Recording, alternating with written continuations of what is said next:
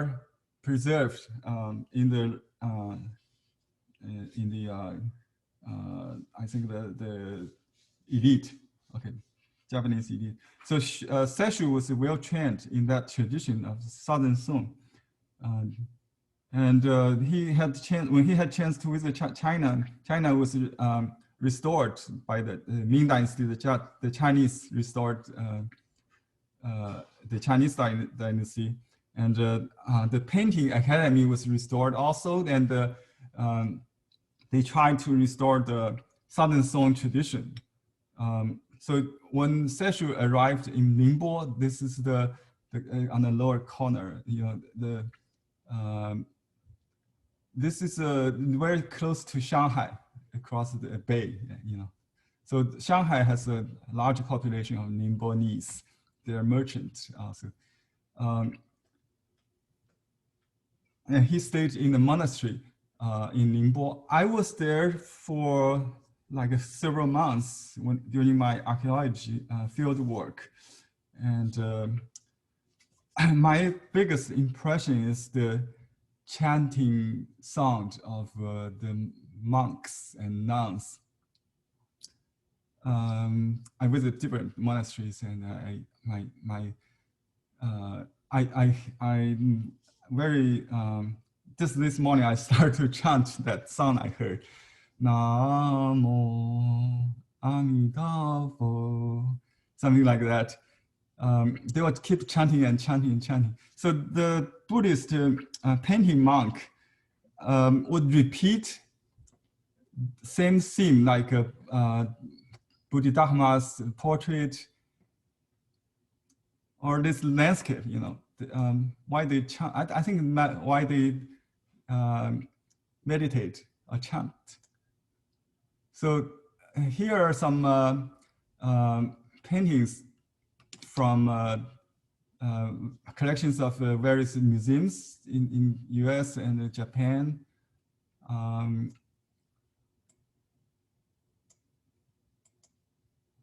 This section is what they call the Haboku, but Haboku means Haboku.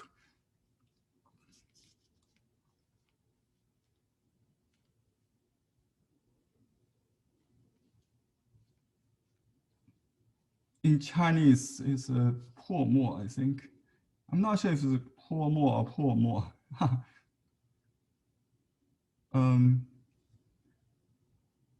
This means broken ink, but sometimes they also called Po. How do you say Po? I forgot. Po Mo, yeah. Splash ink. Anyway, I forgot how to write the traditional Chinese here. Splash ink or broken ink. So I will use the broken ink. Probably that's the pronunciation of this character. Okay. In Japan, they call it Haboku. This is the technique. I think we learned this from Yijian, the Zen painting class. So basically, you separate the ink with different tones, and then you can break the dark with light. That's a breaking ink. You can also break ink with the dry and the dark on light wet. So either way, it's broken. Haboku. This means, okay. So the technique is very simple, but you have to repeat just like chanting. If you will, just chant with me when I paint. I probably will do that. It keeps my memory back to the Ningbo temples. And here is a quote from Laozi. In the pursuit of learning, knowledge is increased daily. in the pursuit of Tao, the way action are reduced until the state of non-action has been achieved. And we have a similar idea by a Western scientist and doctor, a philosopher. Knowledge is a process of piling up facts. Wisdom lies in their simplification. So Tao and Zen are kind of wisdom to deduction you know, to not minimalism, but you know, the less is more. That's the idea. So I just want to show you before this masterpiece, and you know what kind of work he has done. First, you know, you can see different attempts. Maybe these are survivals of hundreds of thousands of attempts. So don't try to get it done in one attempt. This is the battle with the Mongols. So these are details of the Haboku. From this detailed picture, I took from Professor James, the late Professor James Kakio's lectures. He has good slides from his personal camera, I think.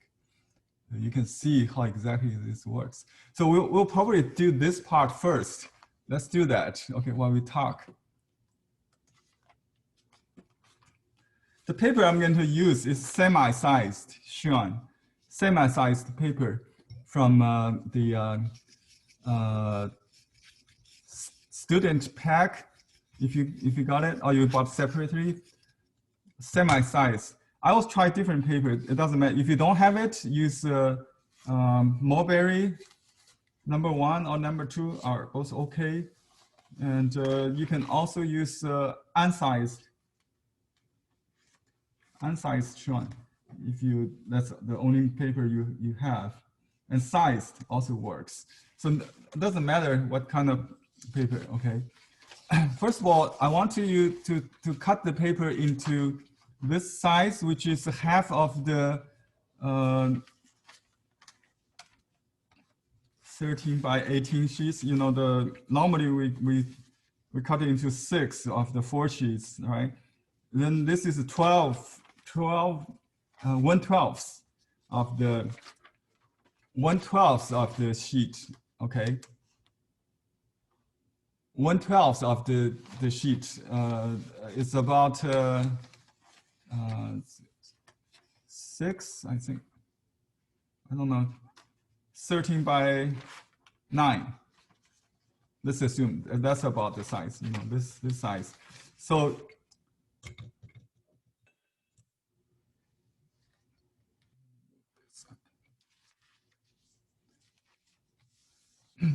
and roughly, I want to. You can just measure with your eye. You know, the half, where the half line is. So if you look at this picture compositionally, you'll see the emptiness of most part on top. It's empty. Where's that original? Anyway, so there's a lot of empty space on top. This is what we call the 下半边, right? The half sheet 下柜. And also we have the corner idea. So in this case, which corner is painted? Yeah, the left corner. You see the diagonal from right to about the middle of the painting. Yeah, you just paint, but along this, within this corner, you paint mostly along the diagonal line. So there's also the gravity in the middle. So it's concentrated in the middle and the right, void on the left, actually. So if we draw a vertical line, this little village or inn, probably hotel, is on the right side, right? Okay, so let's do that first. I will use a detail brush, maybe not detail brush, the basic stiff brush will do. Not the small one, you know, just okay, let's do this one first. This location is about 3 inches, between 3 and 4, maybe. I don't know. 3, yeah, 3 inches. It's pretty low, and that gives room for the cliff. So there's a cliff above that, right? So you want to keep this right on this corner. So if we fold the paper, it will be under the half of the, so under the quarter, the first quarter. This is this area. It don't have to be precise. So that's the idea. So let's do this first. Use the tip concealed stroke, or the, let me zoom in.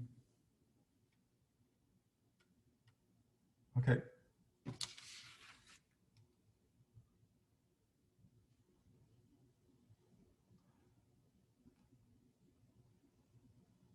So pretty close, but not to the middle point. It's the, if you look at this is a this quarter, maybe it's probably the golden rule place, you know, not the edge, not this side, not in the middle of this, it's here.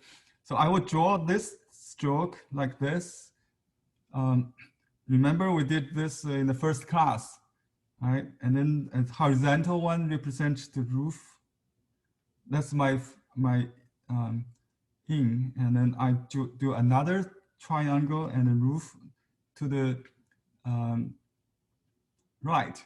That's the 2 houses. And then I draw this fence.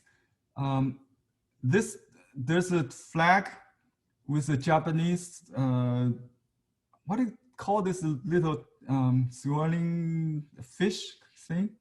I think that's what it is. It's not like a Chinese sign, something like that.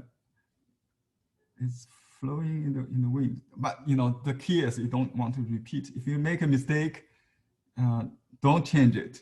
Don't change it. 3 strokes on the right side. There's some dots. It's okay. Just you know,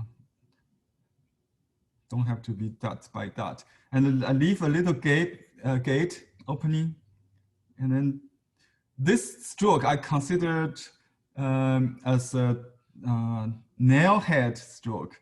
So we have a relatively nail head. You can also end the stroke in the end like a teardrop. So starting from nail head to teardrop, that's probably what it is. And then just circle the surround the house with a little hint of you know, just fill in the gap somehow with a little hint of the other side. The right side, we only see 2 dots indicate the top of the pole or the fence, wood, whatever. So this is my focal point. Probably it's too big. I want to show you the proportionally. It doesn't matter. This is our first attempt. So it may not work as a whole. Okay. Let me see. I can keep using this brush, but I have to wash it. So I saved it. That's for my dark. Now I will use another brush. Let me see which one works. we can just use this combination brush, or you can use the soft brush if you want.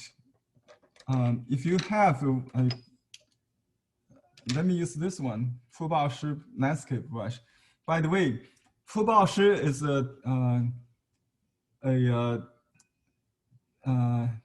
student. When he was young, he was trained in Japan as a visiting student before the war, for Second World War.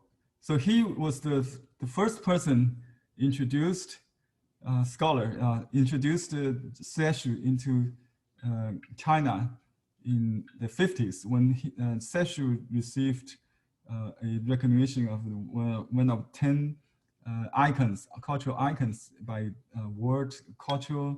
I don't know if it's a UN or some cultural event institution. So he was recognized, and then Fu Baoshi wrote a very long article introducing the artist, which is unknown even today in China.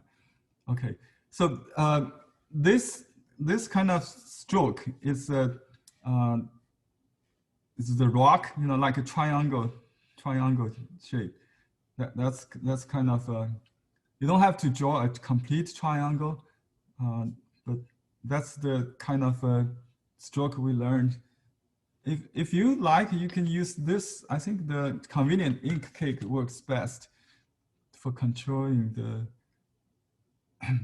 So I'm using a medium grade ink to do the next part of it. Let's see, this. So starting from this, roughly about half of the page, you can draw a what they call this shape, rectangular, with corners here. This reminds us the X cut, right? X cut stroke, and yeah, just kind of like that. So my brush is partially loaded. It becomes lighter and lighter. As it getting light, I just proceed to the light part. And then I add water to the tip of the brush. That gives me a soft edge. You see this stroke, I just touch a little water. So my tip is soft, right? That's the trick of it, right? And don't fill in all the blanks, just something like that. So there's some water there. All right, and you can add a little more to draw this. I think these are probably done by, you know, at the same time as you did the rock. Just 2 strokes for the water, and this water goes all the way to the right. So notice that diagonal thing, diagonal composition. Now I fill in the blank between. Just okay. My in is located now more on the shore rather than on the cliff. That's okay. I think that's the idea. So let's just add some trees surrounding there. You don't have to copy exactly the ink. Most importantly, the stroke. Yeah. So I'm going to start breaking ink. Actually, there very little overlapping because he doesn't want too much bleeding. Maybe there's some bleeding there. I'm going to do so some tree leaves and start to break in. The reason I use this ink rather than this newly ground ink is because this ink actually tends to hold better with, you know, more what do you call this, pastel particles. It's like overnight ink, it holds better on the wet. So just draw this tree trunk in straight position, but he used probably very, less like this broken brush. Okay, so a little suggestion of branches on top. This is, so yeah, I forgot chanting. When he does this, his mind is not there. He's chanting the Buddha's name. Namo Amitabha, Namo Amitabha. That's what he does, I think. If you chant 10,000 times, according to a popular Buddhism sect, you will see Buddha.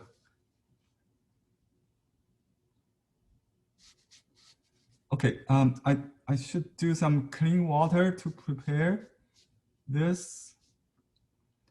And then we use, I'll clean this brush. This is too dark. Anyway, I'll just use this water brush, how's that? So we just use a little ink, dilute it. You can use a softer brush, the bigger the better. So this is how I do it. Let me see. So this is just water, all right? We learned this in Xiagui's class, right? Yeah, this one. Okay.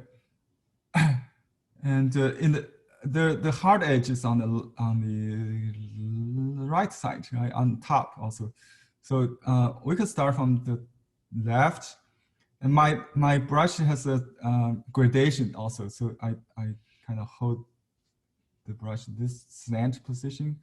Oh, I got some leftover color from yesterday's class. This brush is not washed. We have to color it then.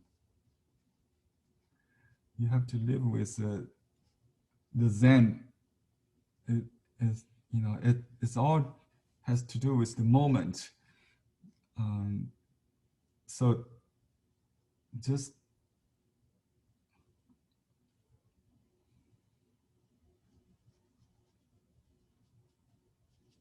I got some leftover color there. Don't try to add color. This is just a mistake.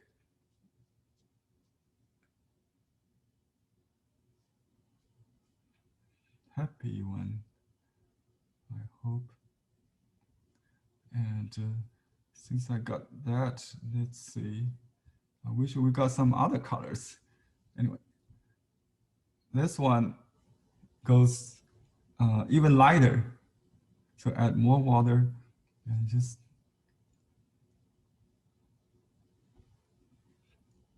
smaller also. This is what we call this needle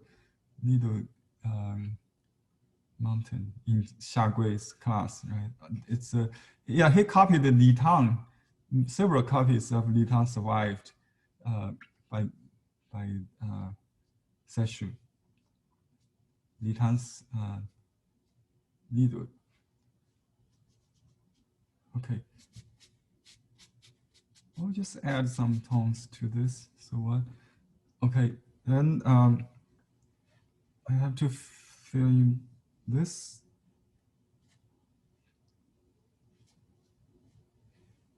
Add here.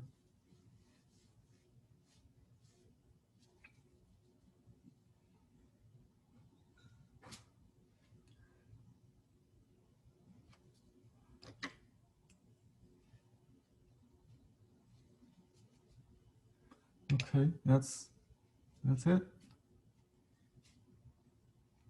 That's my first attempt. I want to maybe repeat, make several attempts at least. So let's change a different paper, and I'll do. This time we try to do it from memory. Maybe not this time for you, but I will. So let me turn off this. You can use your reference on your own computer. Let's see. Okay, now you don't see my reference. I try to paint from memory. Okay. And sometimes I flip the composition just to, and this time let me try to follow the original sequence. Maybe he did the middle rock first with a medium grade. You cannot see my palette. Okay, you can see, right? So with a relatively dry brush with medium grade. Okay, let me choose this. Yeah, it's a little bit.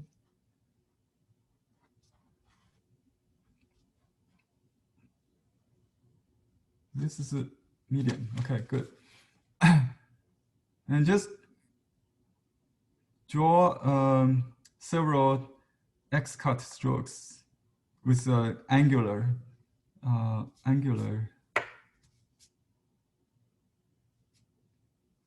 Yeah, if you're not sure, you can start from somewhere. It will be covered with trees, and make sure this is dry.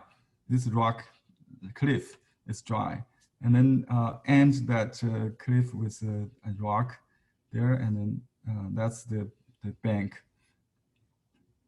And just measure the heights about there, and then do a cliff. Not cliff, the base for the hotel, the inn, and add a little more ink to the foreground. So see, this is darker, yeah. And I draw a triangular shape, and then another one behind. That's about it. And then draw this, I think there's two horizontal, but not exactly horizontal strokes with a pouring like this. And then add water to finish this.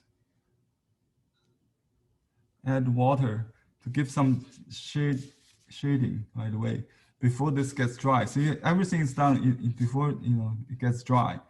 Maybe he did it in 5 minutes. We can add a little rock. It's all, this forced me to look at my own painting rather than to copy the strokes. If I missed anything next time, I will correct that, but not this time.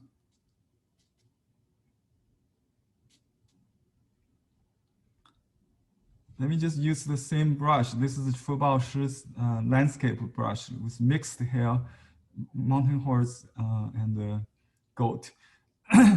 So I use the dark ink from my, I can just use my grind ink here to save time. So this one is the darkest.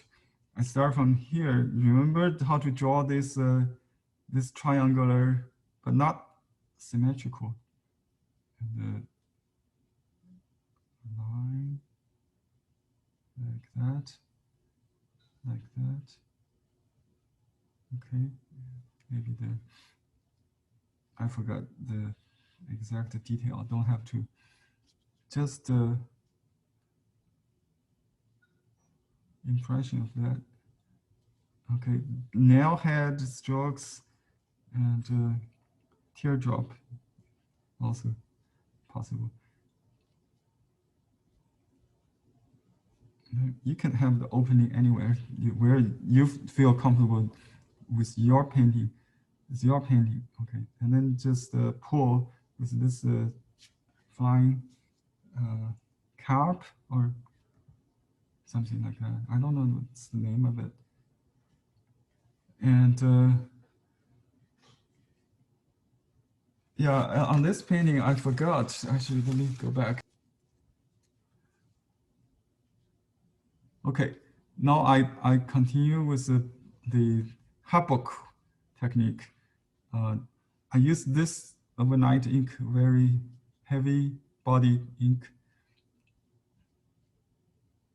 You know, just maybe 5 or 3, and then just, oops, too dark, too dry. But you have to go slow instead of reloading. And just use the same brush, some dots on top, some broken ink, and you can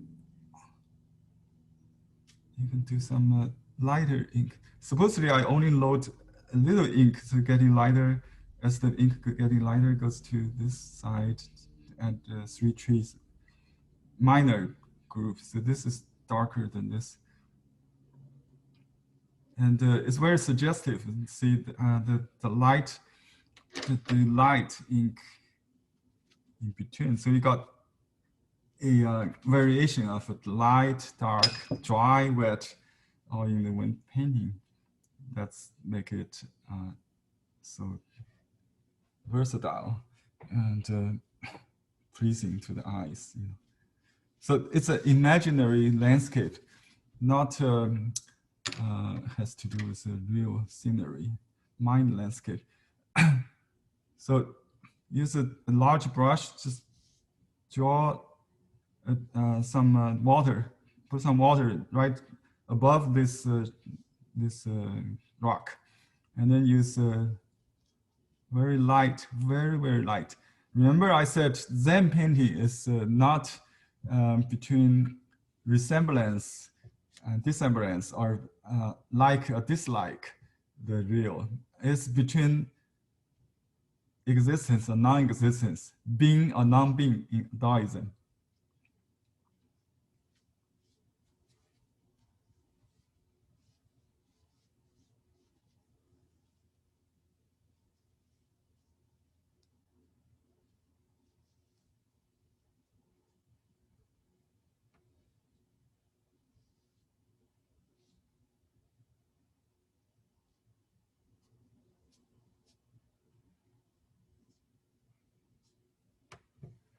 Yeah, just feel free to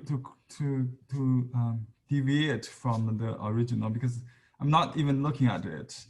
I just paint my own with the inspiration of the master.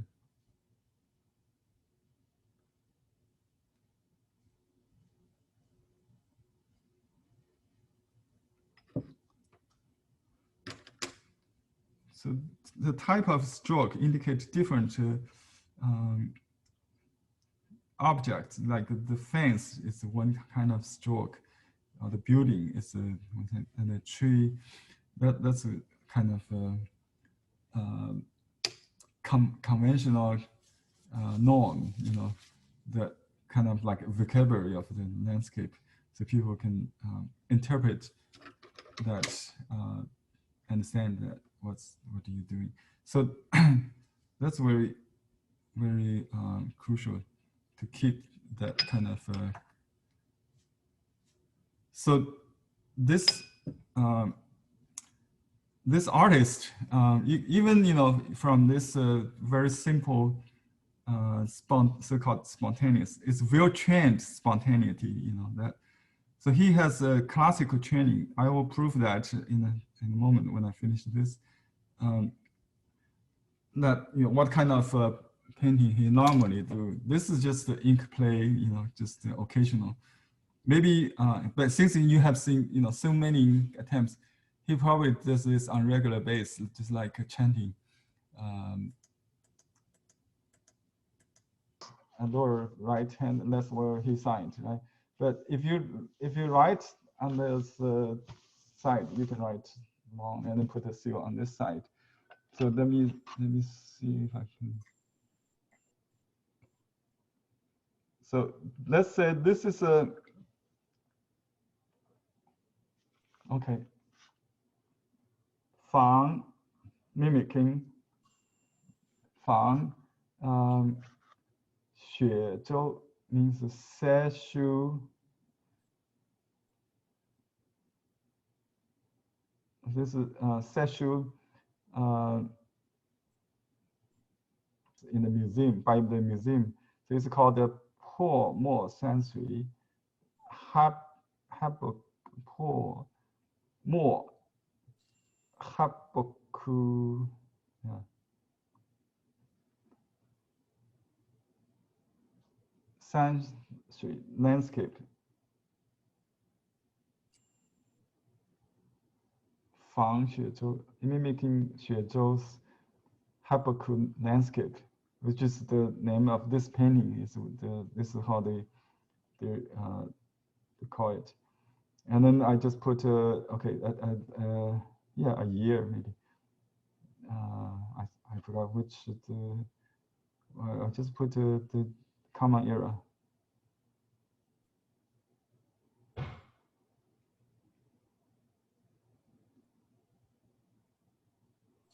2000 we call common era because we think that's yeah, just equals to the Western year